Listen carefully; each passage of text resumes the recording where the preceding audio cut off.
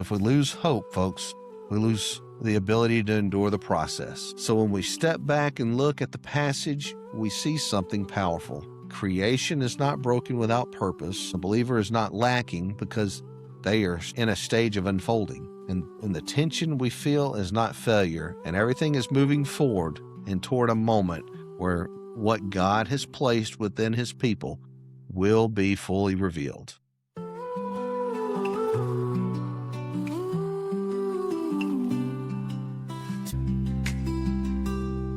Too faithful, bruising the good news, join the ride with open hearts.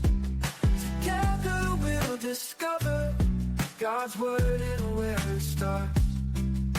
Dive into the pages, lessons old and new. Every sip of wisdom brings light to the view.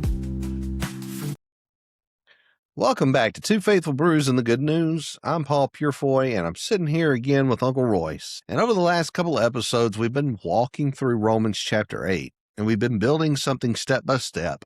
We've talked about the government that's within, how the Spirit of God is not just present in the believer, but it's actively governing and leading.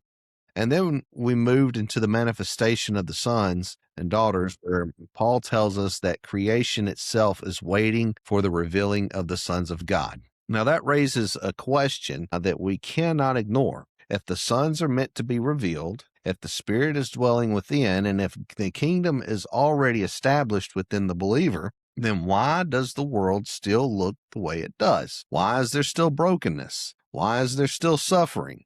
Why is there still tension? So today we're going to go right into Romans chapter 8, begin at verse 19, and we're going to pick up and let the scripture answer that question. So Romans chapter 8, verse 19 through 21. For the earnest expectation of the creature waiteth for the manifestation of the sons of God. For the creature was made subject to vanity, not willingly, but by reason of him who hath subjected the same in hope, because the creature itself also shall be delivered from bondage of corruption into the glorious liberty of the children of God. So Paul now begins here to explain the condition of creation itself. He says that creation was made subject to vanity. And the word vanity carries the idea of frustration and something that cannot reach its intended purpose here. And it is this sense that things are not functioning the way they were designed to function. And he makes it clear that this was not something creation chose, it was subjected to it. And this takes us all the way back to Genesis when sin entered through Adam, and the entire created order was affected. What God created in perfection was now operating under the weight of the corruption of sin. But Paul does not leave it there. He says that the subjection happened in hope. That means from the very moment creation was affected, there was already a plan in place for its restoration. And this was never outside of God's awareness, and it was never outside his plan.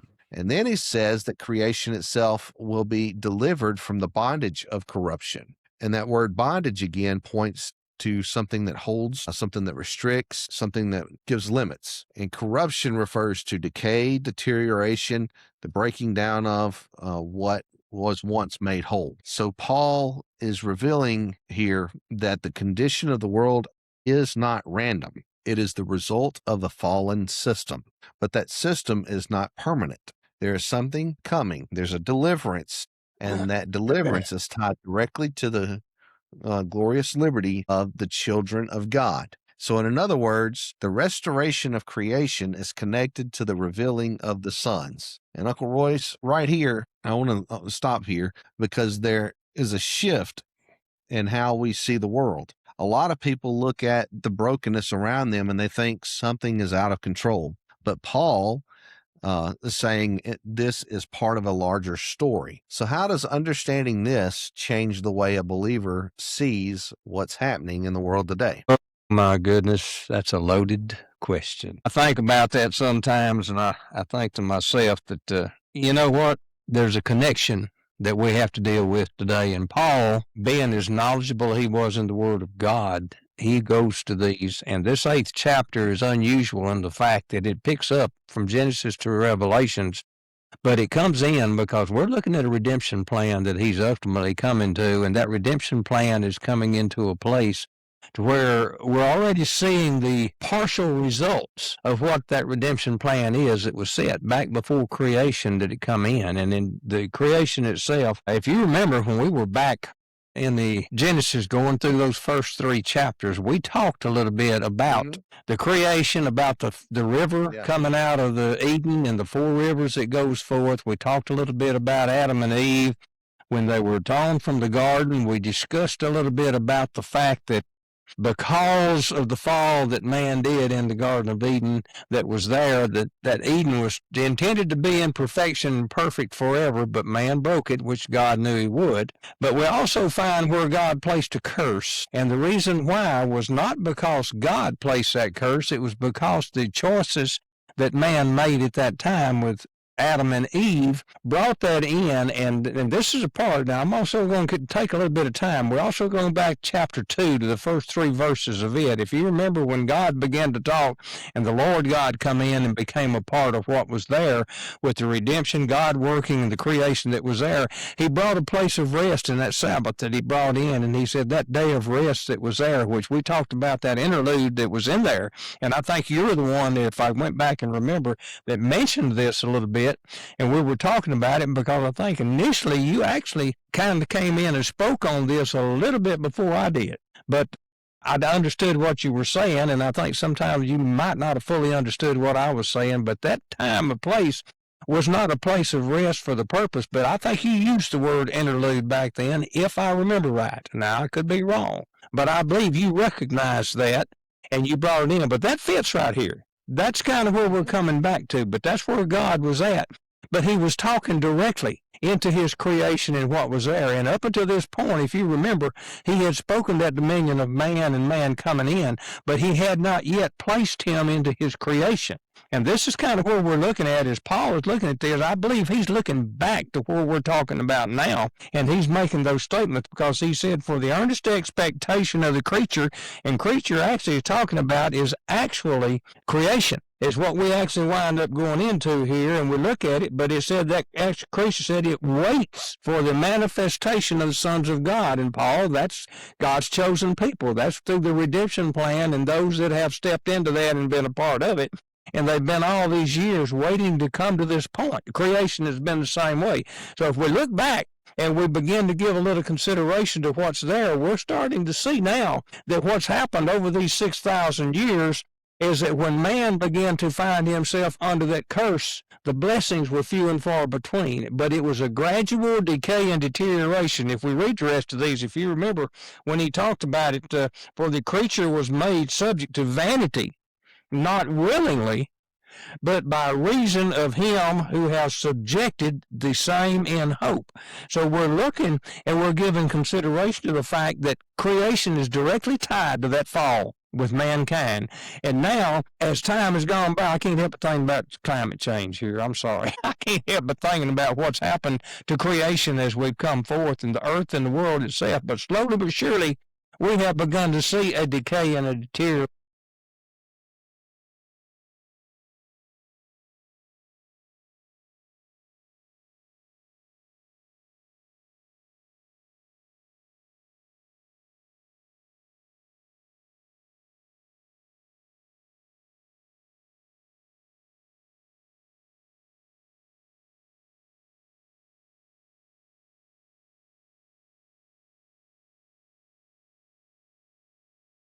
As you look at that, it says, think of the universe and humanity not as 2 separate projects, but as a single integrated system. Now, I know that's coming into some of today's wording and some of the things we look at, but very basically it says that there has been a bond formed.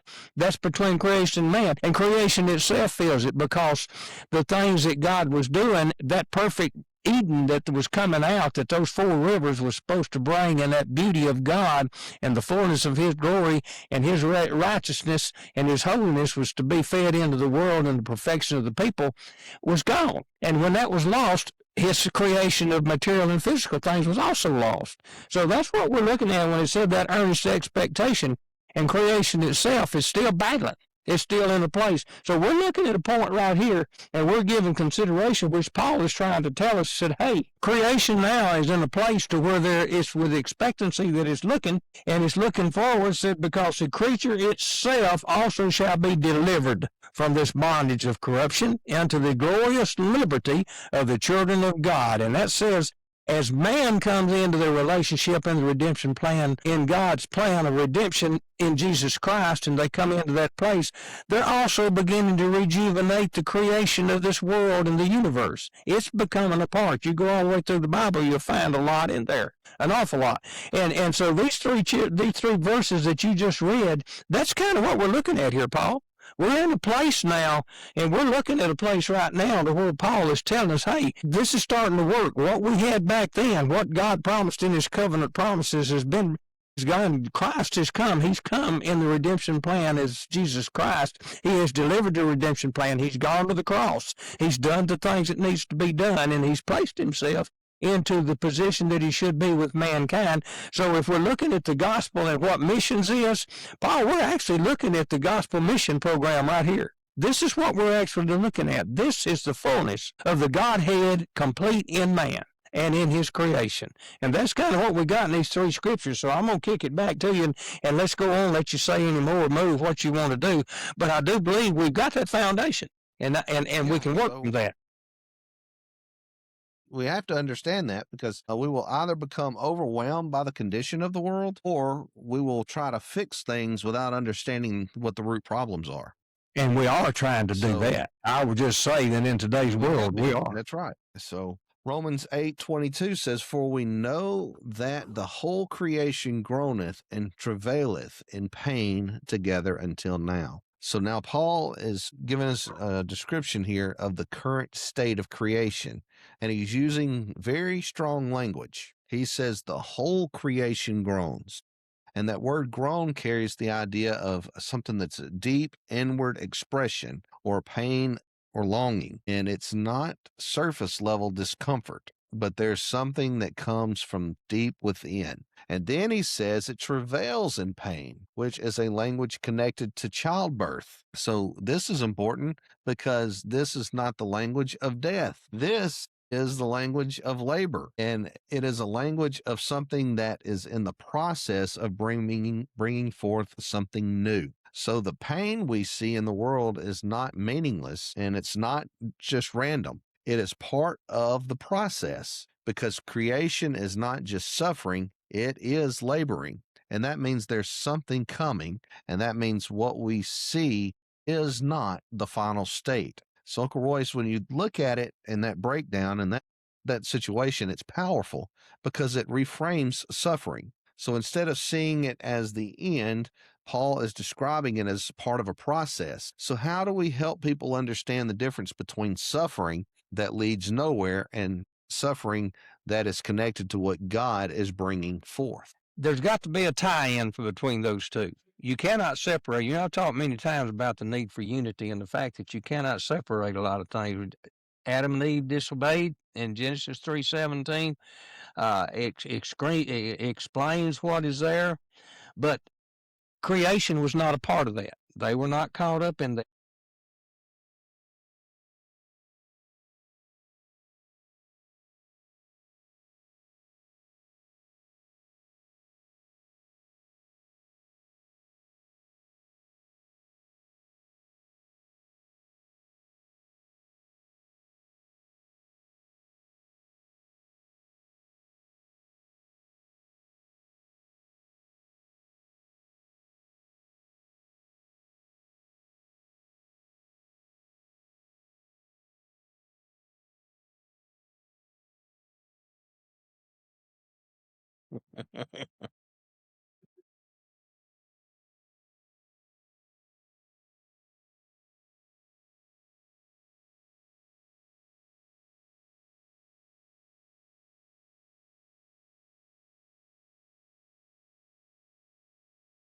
Huh?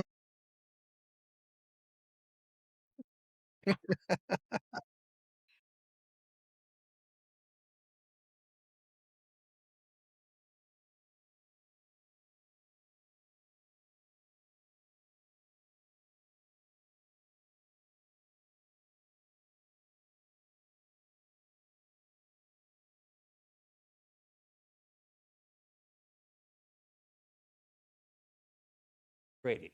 I'm going to call his name now because he deserves credit for what he's given to the church and what the church is getting. But that groaning that's there, I think the body as a whole, that not only the creation itself, but the church body itself. And here's why I'm saying it this way.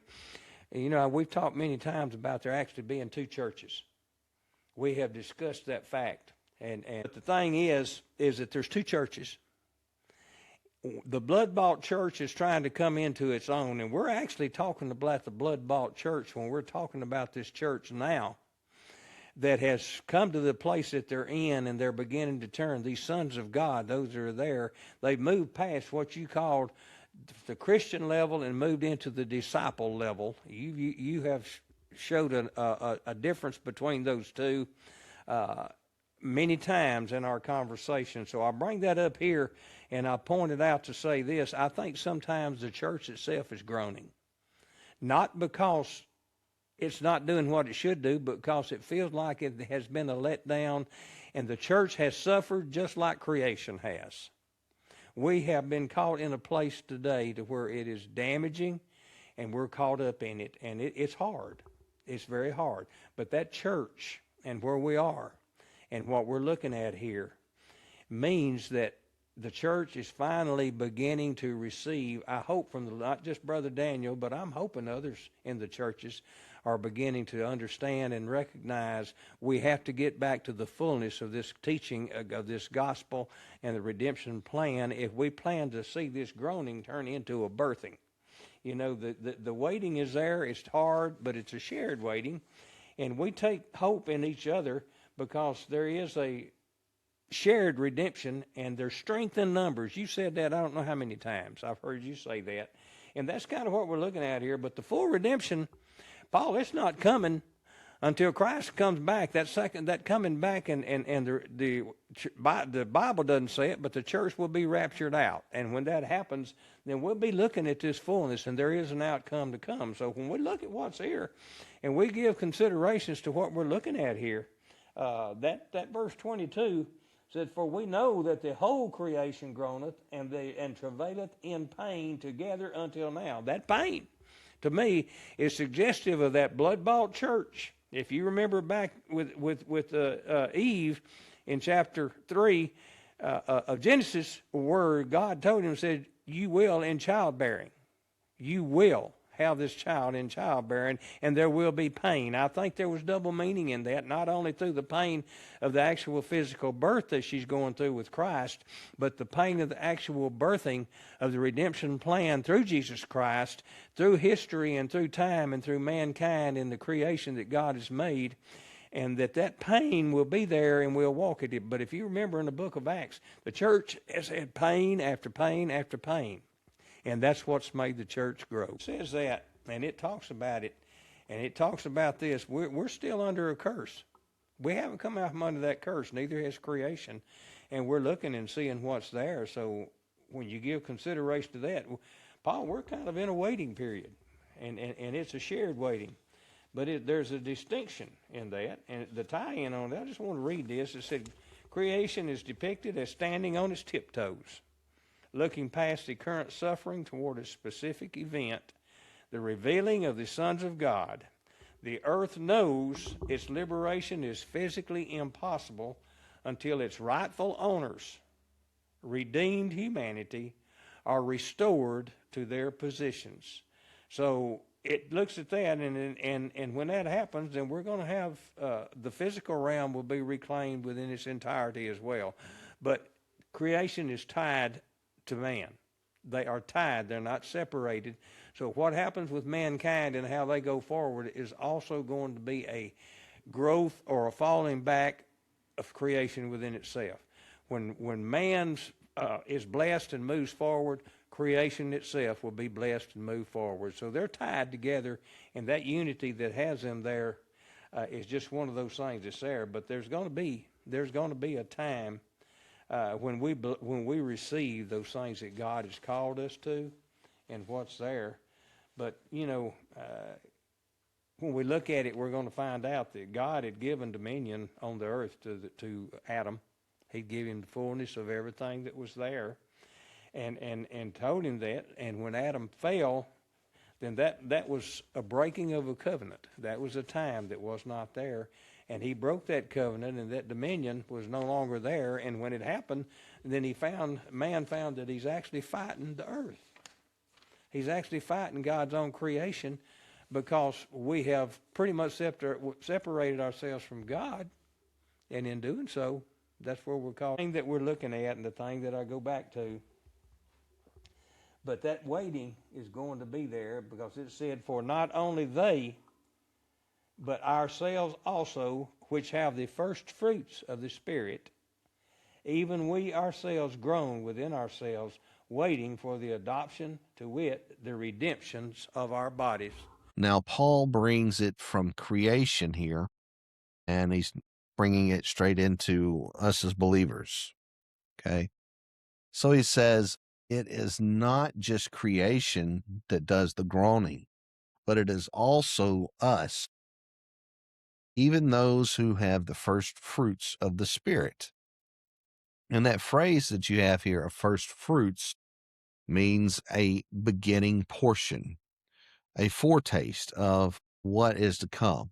So the believer, that would be those of us who accepted Jesus Christ as Lord and Savior. So the believer has already received something that's real, that's powerful, and it's from God, but it is not the full completion yet. So what we find is there is still a tension that's occurring. The Spirit is within, but the fullness has not yet been revealed. So the kingdom, folks, is present, but not yet fully manifested in every way. And this is why it's important to understand the kingdom of God. And because of that, there is a groaning that happens within the believer, a longing, a recognition of what is coming is greater than what is currently seen.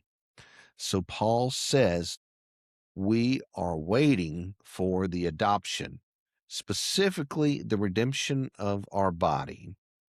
And this points forward to the completion of what God has started, not just spiritually, being a spiritual renewal, but a full restoration, okay? What we're looking at right now is it's a difficult thing in the church. I don't know. I guess we can just talk a little bit about why the church is in the shape that it's in right now.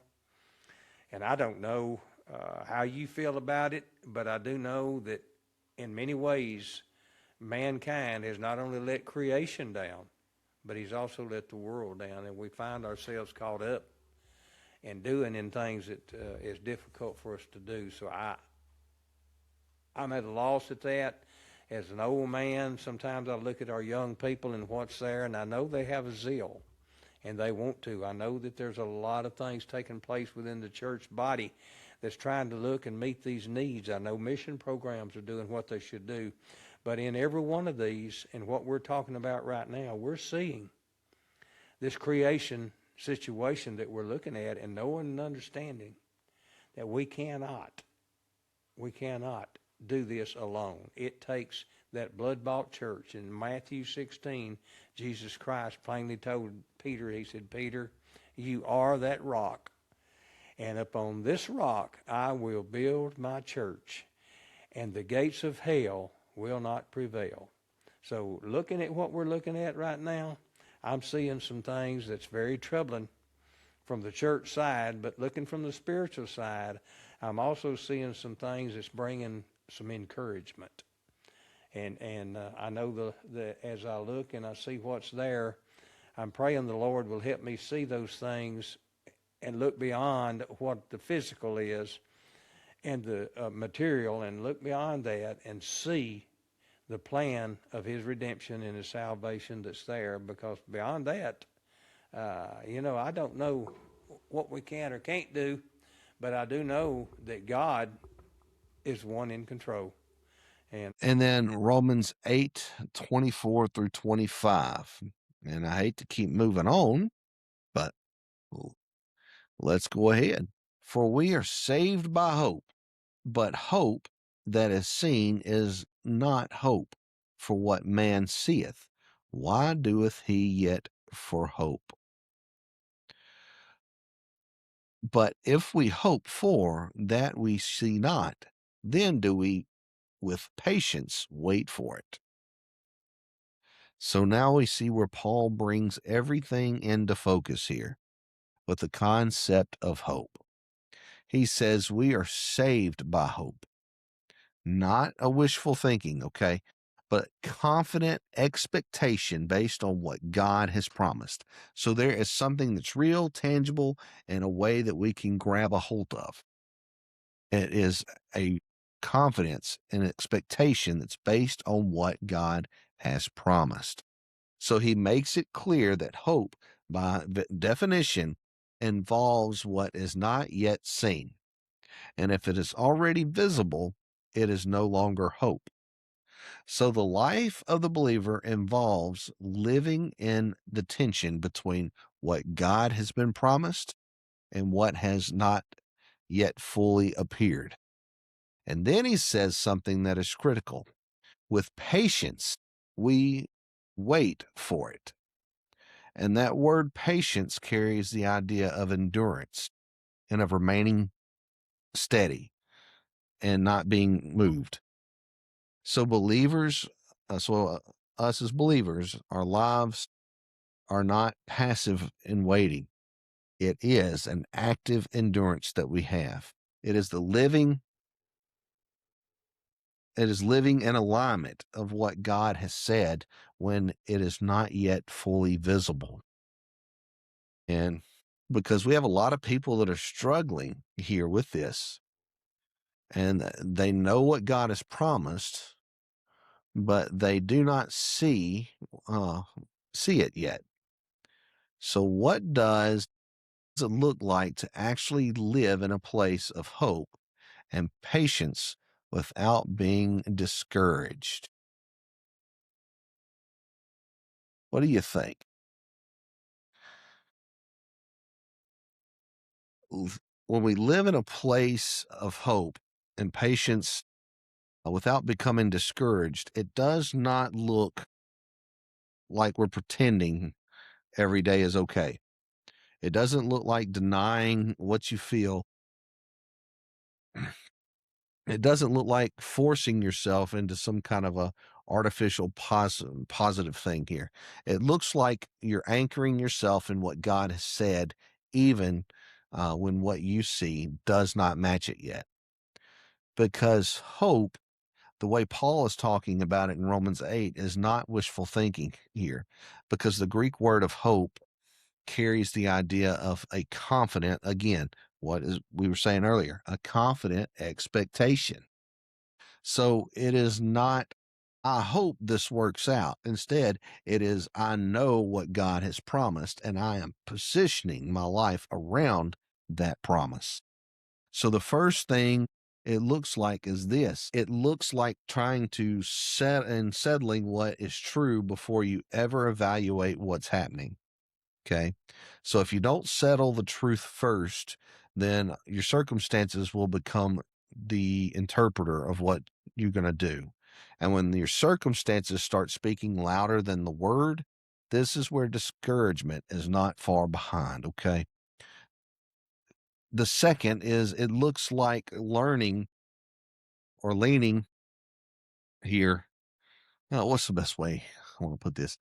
It looks like learning how to stay in alignment, okay, when there is no visible movement. This is where patience comes in. So the word Paul uses carries the idea of endurance, which is of remaining under something without moving away from it. It is not passive. So it's not sitting still and doing nothing. It is staying planted when everything you want to react, to adjust, or to escape. So most people lose ground not because God failed them here, but because they moved before God finished. They felt pressure, they felt delay, they did not see the progress. So what they end up doing is they reacted, they assumed there was a denial, and they changed direction. But Patience says here, I will not move off of what God said just because I don't see it. Another thing that we have is it looks like guarding your inner world from being shaped by frustration. And this goes back to what we talked about in episode 6, I believe it was. If your mind starts rehearsing delay, disappointment, and comparison, then your inner government shifts. And once your inner government shifts back toward the flesh and working out of the flesh, your direction will follow. So, living in hope means you are intentional about what you allow to take root in your thoughts.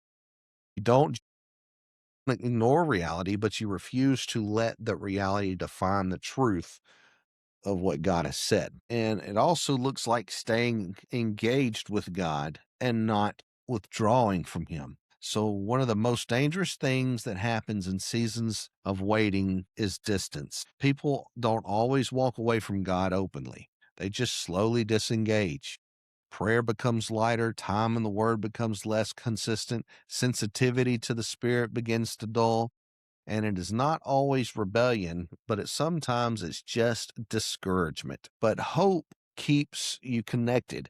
So even when you don't understand, even when you can't feel anything or it seems quiet, hope keeps you connected because you're not chasing a feeling. Again, we have to remember this and get this incorporated. We're not chasing a feeling. We are staying aligned with relationship, kingdom authority, kingdom mindset, kingdom relationship. Who's on the throne? The King, God. Jesus is on the throne. And finally, it looks like recognizing that the process is not empty. It is forming something in you. So this is where everything shifts. If you see waiting as wasted time, you will resent